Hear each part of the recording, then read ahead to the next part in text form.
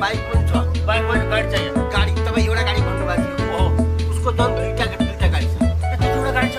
तपाईँ एउटा घर भन्नुभएको थियो होइन? उसको त दुईटा घर छ। तपाईँले 4 जना जग्गा भन्नुभएको थियो हो किन? 2 रुपियाँ जग्गा चाहिँ काठमाडौँ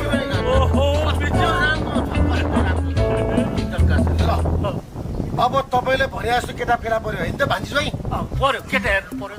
अब हिसाब किताब पनि गरिहालौँ कि पहिला